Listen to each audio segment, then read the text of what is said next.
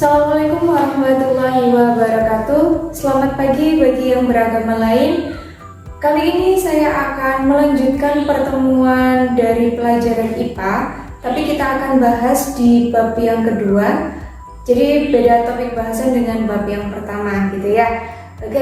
Karena kalian sudah kelas 9, pasti kalian sudah kenal dengan saya. Nama saya adalah Bu Citra. Saya di sini mengajar mapel IPA di kelas 9.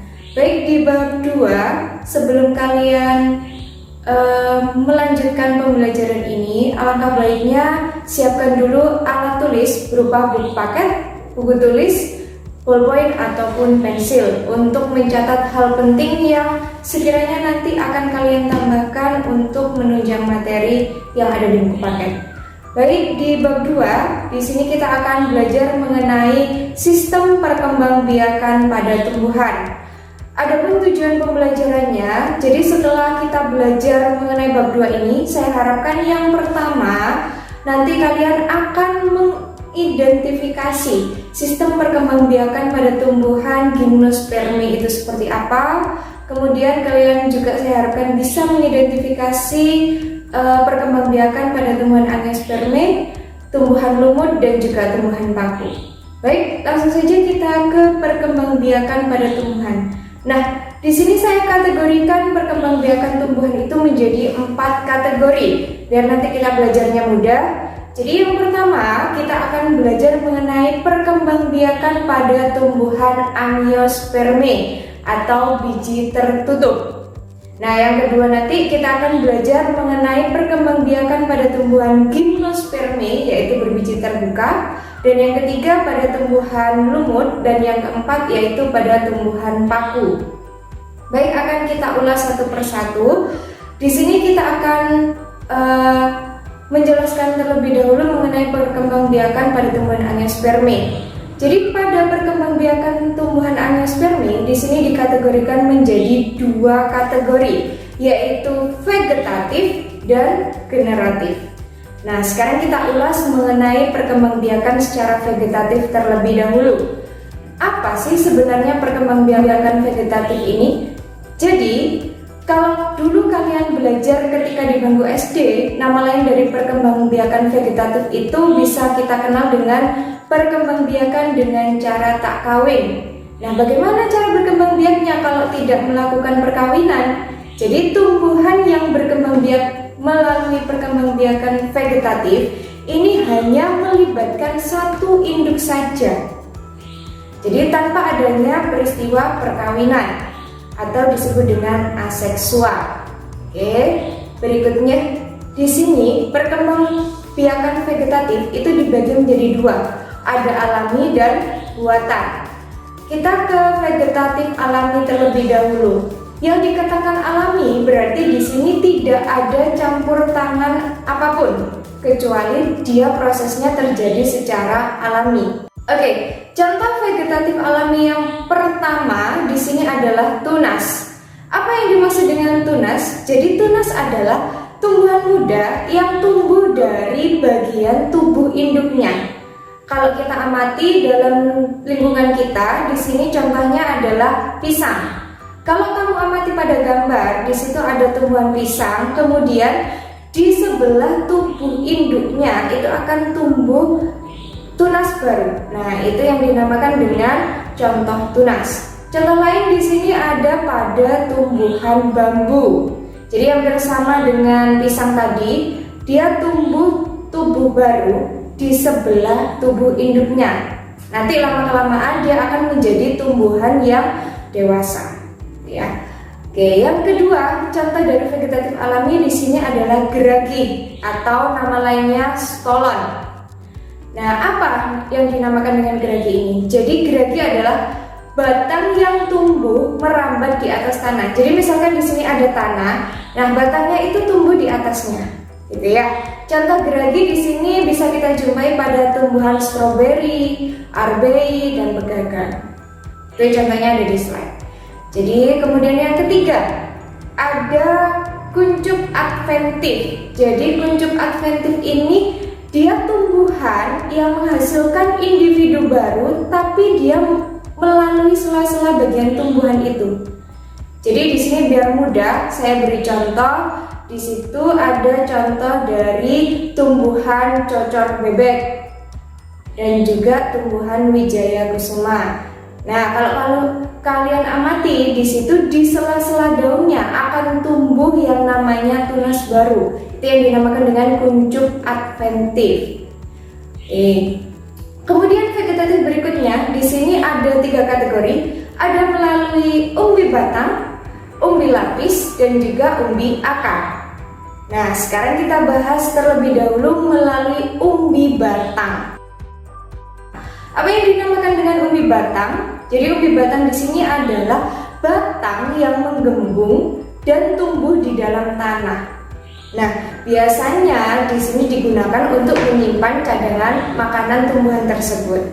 Contoh, di sini saya punya kentang dan bengkoang. Kalau kamu amati, di situ memang batang dari kentang itu apa? Ya kentang itu. Dia menggembung sehingga di situ berfungsi menyimpan cadangan makanan. Kemudian umbi-umbian yang berikutnya yaitu umbi lapis. Ini masih kategori vegetatif alami. Jadi umbi lapis di sini adalah lapisan dari daun. Dia di sini susunannya berlapis-lapis mengelilingi batang dari tumbuhan yang ada di dalam tanah.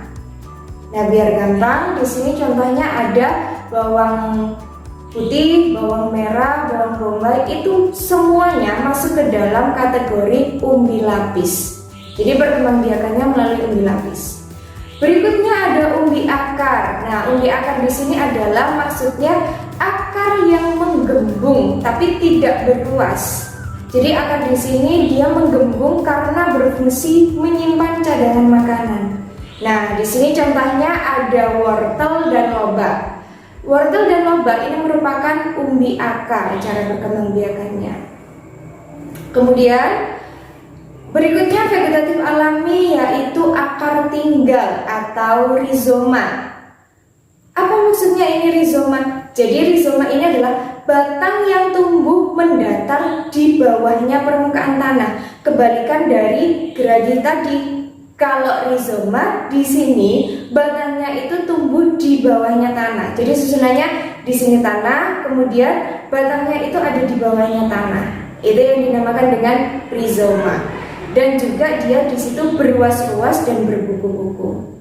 Contoh dari akar tinggal atau rizoma itu biasanya dia tanaman yang bersifat apotek hidup. Jadi contohnya kunyit, jahe itu masuk ke dalam akar tinggal atau rizoma. Jadi batangnya berada di bawah permukaan tanah. Nah, berikutnya kita ulas mengenai vegetatif buatan. Karena buatan di sini dia melibatkan campur tangan dari manusia. Kategori vegetatif buatan yang pertama di sini ada cangkok.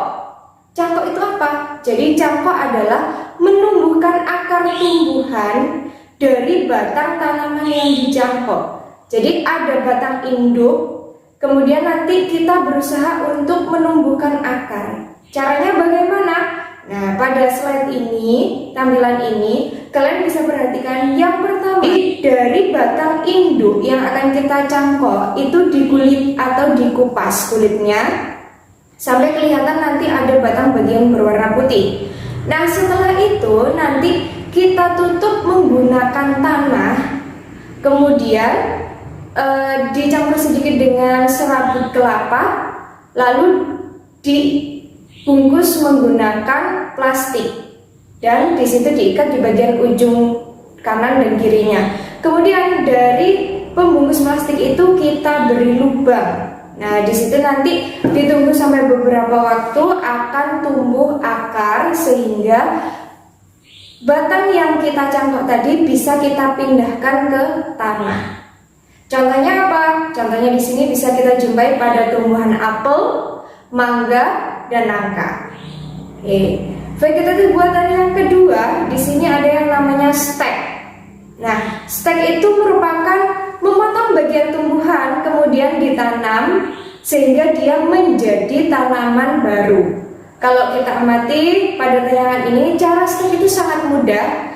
Jadi ambil batang tumbuhan yang akan di stek, kemudian potong ujungnya secara runcing, lalu tancapkan pada media tanam. Misalkan di sini kita tancapkan pada tanah.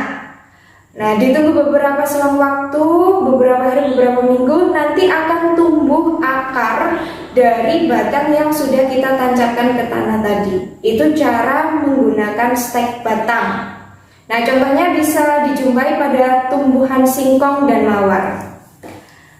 Kemudian masih dalam kategori stek, tapi di sini berbeda medianya. Jadi steknya di sini menggunakan stek daun. Bisa dijumpai pada tanaman cocor bebek. Caranya hampir sama dengan stek batang, hanya saja ini yang kita tanam itu bagian daunnya. Gitu ya. Oke, berikutnya untuk vegetatif buatan, kategori berikutnya ada menyambung atau nama lainnya adalah enteng. Apa maksudnya dari menyambung? Menggabungkan dua batang tanaman yang sejenis. Contoh di sini ada tanamannya singkong dan mawar. Caranya bagaimana? Misalkan di sini saya akan menyambung bunga mawar. Mawar putih akan saya sambung dengan mawar merah. Nah, di sini batang yang akan saya sambung adalah batang dari mawar putih. Jadi saya potong bagian batang mawar putih dengan ujung runcing, kemudian yang menjadi bawah itu adalah batang dari mawar merah. Nah, batang dari mawar merah itu saya belah menjadi dua, kemudian batang dari mawar putih yang sudah saya potong runcing itu saya tancapkan di bagian batang mawar merah. Lalu saya ikat menggunakan tali.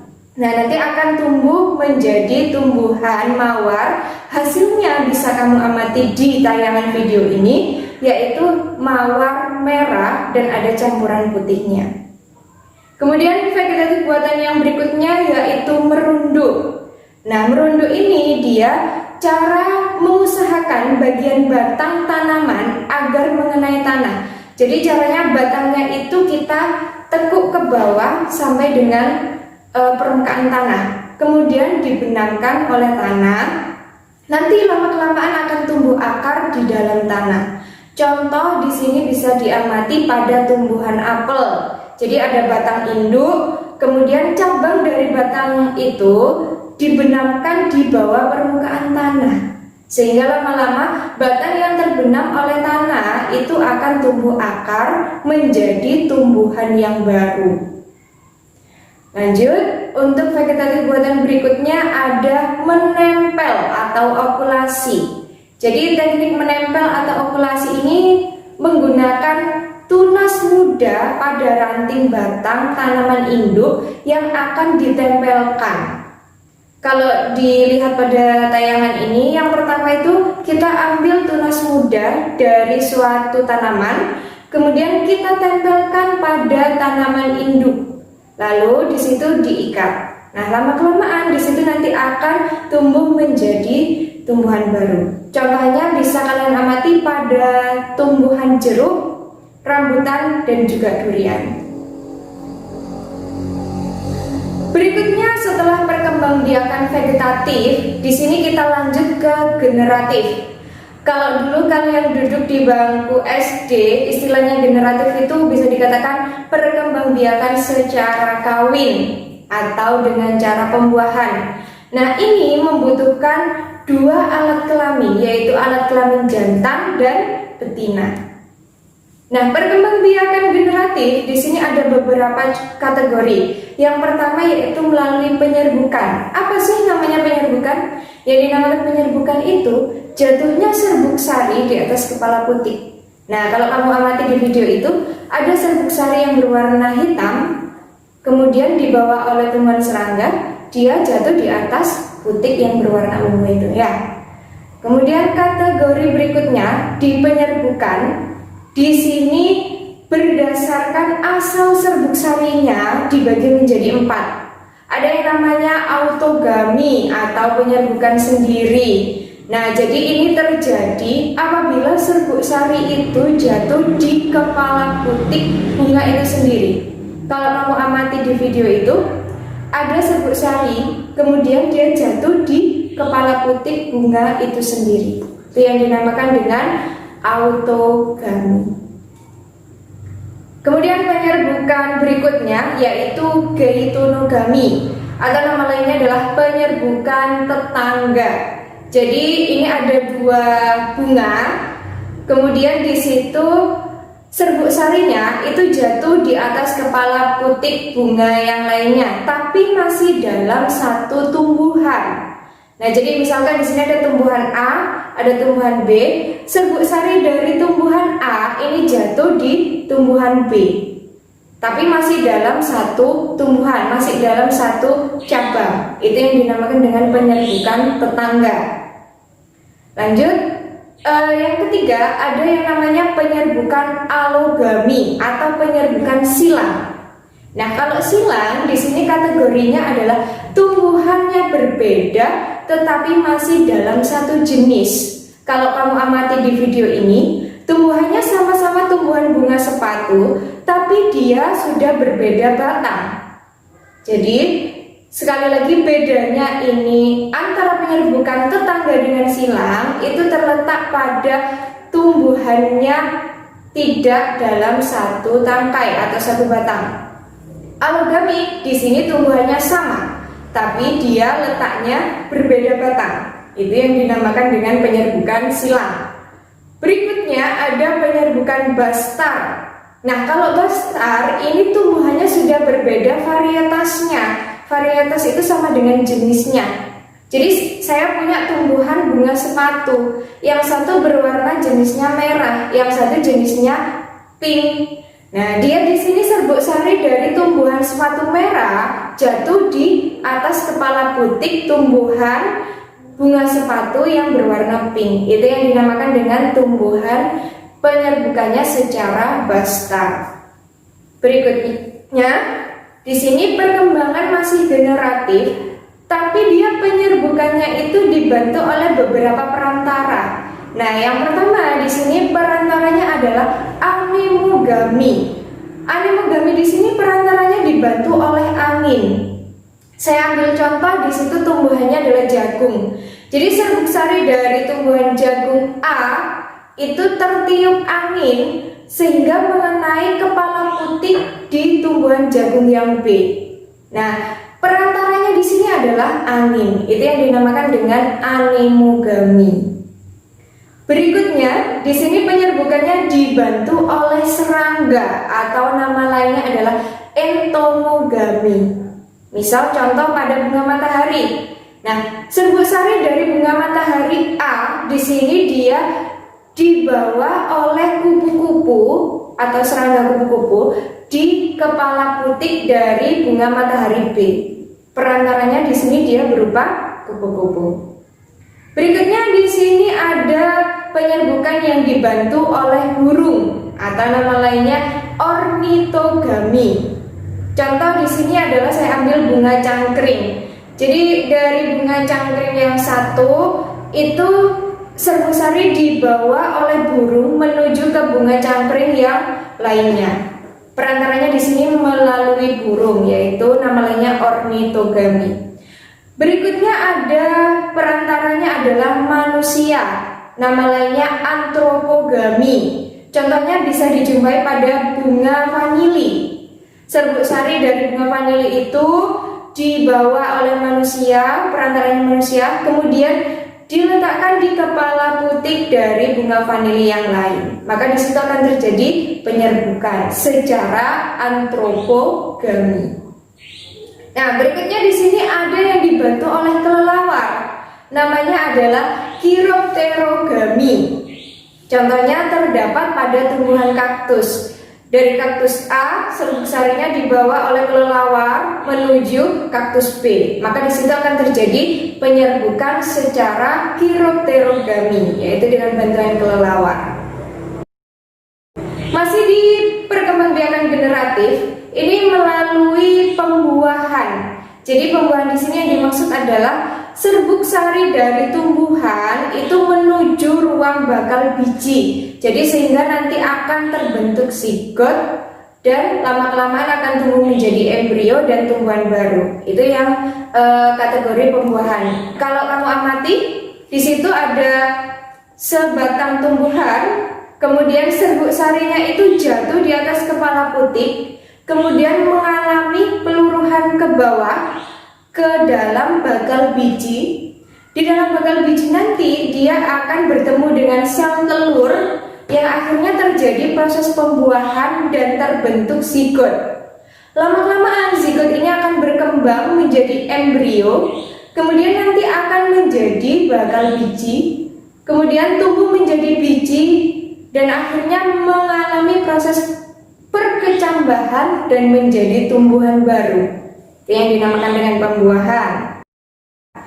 Kategori yang ketiga dalam perkembangan generatif yaitu penyebaran biji. Jadi proses penyebaran biji ini dapat terjadi secara alami dengan bantuan alam dan juga bisa terjadi dengan bantuan hewan dan manusia.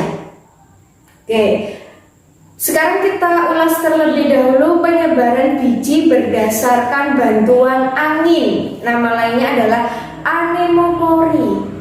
Yang paling mudah diamati di sini yaitu terjadi pada biji bunga dandelion.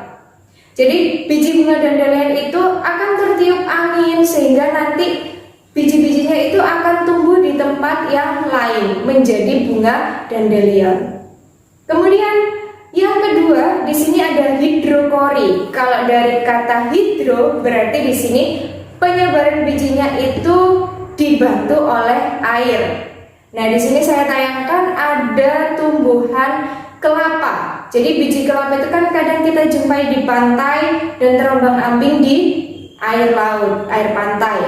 Nah, lama-kelamaan nanti akan tumbuh tunas dari tumbuhan atau biji kelapa itu sehingga menjadi tanaman kelapa. Berikutnya kategori perkecambahan.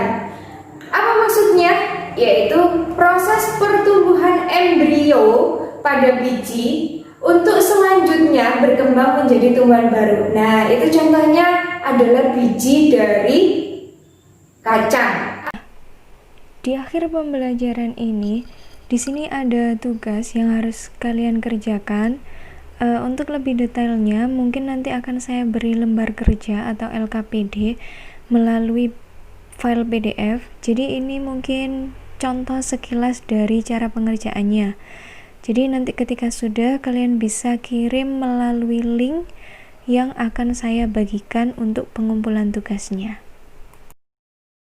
Dari pembelajaran hari ini semoga bermanfaat, tetap semangat dan tetap disiplin dalam belajar. Wassalamualaikum warahmatullahi wabarakatuh.